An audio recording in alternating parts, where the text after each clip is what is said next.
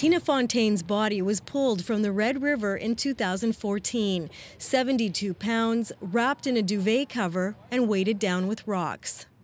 It's like a river of death, like a river of darkness, a place where perpetrators can dispose of Indigenous women and girls and basically get away with it.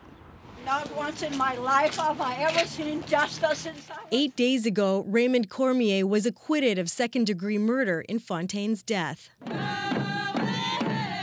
Hundreds of people took to the streets to demand changes, saying Fontaine was a victim not only of murder, but of a society that failed to protect the vulnerable teenager in its care.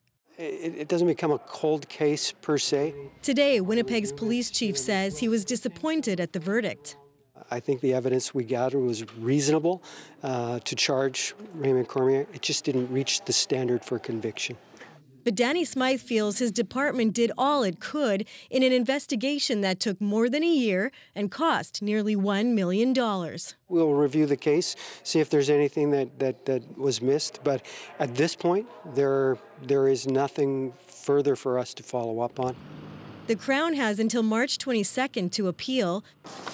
This expert says any appeal would have to come from an error in law in the judge's instructions to the jury. The deliberations and the reasons for a decision of the jury are secret, so the Crown has no way to comment on that, and the Crown would be foolish if they launched an appeal when there were no reasonable grounds for it to succeed. There's a lot of questions as to how the investigation was done, whether it was done thoroughly, and how the justice system ultimately failed Tina and her family as well.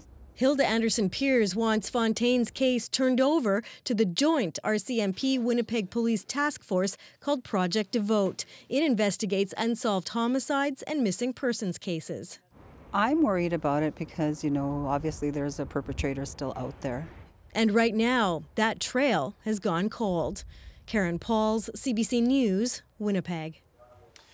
Now, that task force Karen just mentioned, Project Devote, takes on investigations based on 5 criteria, all indicating a vulnerable lifestyle: substance abuse, transient behavior, hitchhiking, mental health issues, or involvement in the sex trade. Once a case is accepted, a special liaison officer keeps family members updated on what's happening in the investigation and answers any questions they may have.